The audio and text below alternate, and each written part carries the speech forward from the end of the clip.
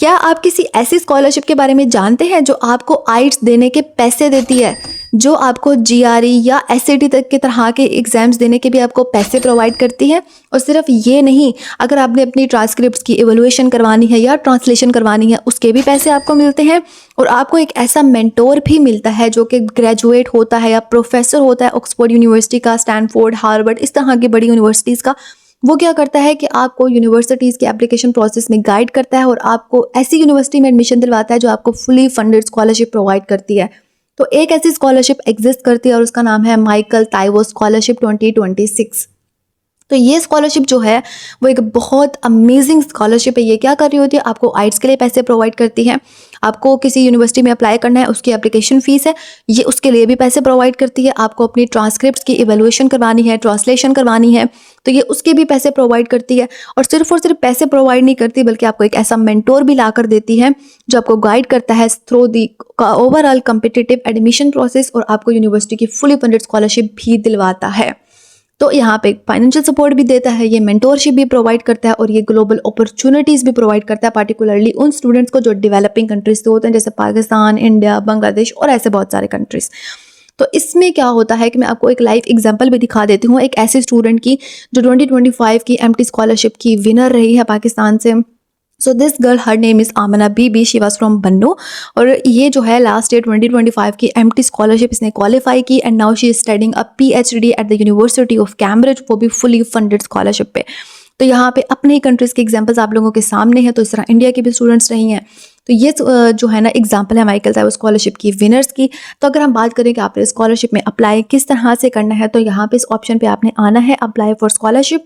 इसके ऊपर आपने क्लिक करना है। इस पर क्लिक करने के बाद आपने क्या करना है, यहाँ पे आपके पास इस तरह का पोर्टल ओपन हो जाएगा जहाँ आपको डेट नज़र आ रही है कि ये अभी जून 15 को ओपन हुआ है, यानी कल ही ओपन हुआ है और इसकी जो लास्ट डेट है वो जून 30 है। तो इस तरह क्या होता है कि ये स्कॉलरशिप सिर्फ 15 दिन के लिए ओपन होती है। बहुत सारे स्टूडेंट्स को पता ही नहीं चलता, इसकी लास्ट डेट भी गुजर जाती है और वो अप्लाई ही नहीं कर सकते। तो मैं आज इसके ऊपर वीडियो बना रही हूँ, तो आप लोग लाजमी अप्लाई करें। आपने अप्लाई करने के लिए क्या करना है कि यहाँ पे अप्लाई हेयर के ऊपर क्लिक करना है। यहाँ पे आपके सामने इस तरह का एक एप्लीकेशन फॉर्म ओपन हो जाएगा। इस एप्लीकेशन फॉर्म में आपने यहाँ पे सबसे पहले अपना फर्स्ट नेम मेंशन करना है, देन आपका लास्ट नेम, उसके बाद आपका जेंडर, देन आपका ईमेल एड्रेस, उसके बाद आपका फ़ोन नंबर, और ये दोनों ऑप्शनल फील्ड्स हैं। देन उसके बाद आपने अपनी नेशनैलिटी चूज़ करनी है, आपका करंट कंट्री ऑफ रेजिडेंस, आपका country of under graduate university कौन सा था, आपकी अंडर ग्रेजुएट यूनिवर्सिटी टाइप क्या थी, अगर प्राइवेट थी तो प्राइवेट चूज़ करेंगे, पब्लिक थी तो पब्लिक चूज़ करेंगे, और अगर आपने कोई डिप्लोमा किया था किसी टेक्निकल यूनिवर्सिटी से तो आप पॉलीटेक्निक यूज़ करेंगे। फॉर एग्जाम्पल मैं पब्लिक चूज़ कर लेती हूँ। अगर हम under graduate field of study की बात करें तो यहाँ पे हर तरह की फील्ड अवेलेबल है, कोई भी फील्ड वाला स्टूडेंट इसमें अप्लाई कर सकता है। फॉर एग्जाम्पल साइंस वाला, engineering, art, social sciences, law, medicine, education, other सब अप्लाई कर सकते हैं इसके अंदर। फॉर एग्जाम्पल मैं यहाँ पे चूज़ करती हूँ साइंस। उसके बाद है मैक्सिमम ऑब्टेन जीपीए। तो यहाँ पे आपने मैक्सिमम ऑब्टेन जीपीए कि आपकी यूनिवर्सिटी में मैक्सिमम जीपीए का स्केल क्या होता है। अगर 100% होता है यानी परसेंटेज की बेस होती है तो आप 100 लिखेंगे। वैसे तो मोस्ट ऑफ द यूनिवर्सिटीज़ में जो जीपीए का स्केल होता है वो होता है 4। तो जब हम 4 में देखेंगे तो ये आपसे पूछते हैं do you have a perfect GPA. तो अगर आपका 4/4 जीपीए है तो आप लिखेंगे येस, अगर नहीं है तो आप लिखेंगे नो। नो के बाद आपके पास इस तरह का जीपीए ऑप्शन आ जाएगा।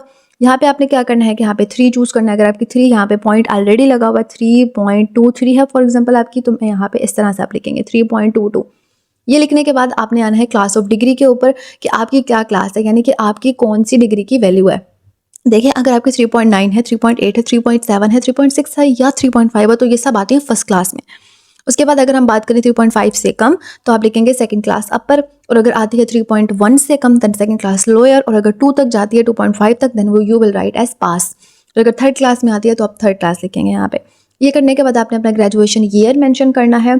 उसके बाद है do you have an advance post Bachelorette degree, यानी अगर आपने अपने बीएस के बाद कोई मास्टर्स की डिग्री की है या पीएचडी की डिग्री की है तो आप यहाँ पे मेंशन करेंगे। अगर इन प्रोग्रेस है तो वो भी आप यहाँ पे मेंशन कर देंगे। उसके बाद है have you written a standardised exam. अगर आपने नहीं दिया, ऑफ कोर्स आपने नहीं दिया तभी तो आप इसमें अप्लाई करना, लिखेंगे नो। फिर वो पूछेंगे कि क्या आपने रजिस्ट्रेशन करवाई हुई है और अभी आप उसमें बैठने वाले हो, तो ये क्या करेगी कि अगर येस आप करते हो तो ये आपको उसके लिए पैसे प्रोवाइड करेगी। अगर नहीं करते तो आपने बाद में देना है तो वो आपको बाद में पैसे प्रोवाइड करेगी। उसके बाद ये है कि why should we select you for this scholarship. ये है आपका स्टेटमेंट ऑफ पर्पस जो कि आपने मैक्सिमम 150 वर्ड्स का लिखना है, और याद रहे कि यही स्टेटमेंट ऑफ पर्पस आपको सिलेक्ट करवाएगा, तो आपने इसको बहुत अच्छे से फिलअप करना है। उसके बाद आपने देखना है do you have a disability, you will click on no. Then उसके बाद यहाँ पे फ्यू कंसेंट्स हैं, आपने यहाँ पे किसी पे भी आई डू नॉट एग्री पे क्लिक नहीं करना, आपने सब पे आई एग्री पे क्लिक करना है। इन तीनों के चारों के ऊपर जब आप एग्री के ऊपर क्लिक करेंगे तो आपके पास लास्ट में ऑप्शन आएगा सबमिट का, तो आपने एप्लीकेशन यहाँ पे सबमिट कर देनी है। एप्लीकेशन सबमिट होने के बाद आपका इंटरव्यू होगा, देन उसके बाद आपकी final selection with in 1 month से 2 मंथ्स में हो जाएगी। तो इसमें आपने अप्लाई लास्ट में करना है, बिल्कुल भी इस अपॉर्चुनिटी को मिस नहीं करना। और याद रहे कि इसमें अप्लाई करने की जो लास्ट डेट है वो है 30th ऑफ जून। तो 30th ऑफ जून से पहले पहले इसके अंदर अप्लाई करें। और अगर कोई भी और इन्फॉर्मेशन चाहिए तो आप कमेंट सेक्शन में मुझसे पूछ सकते हैं। Thank you.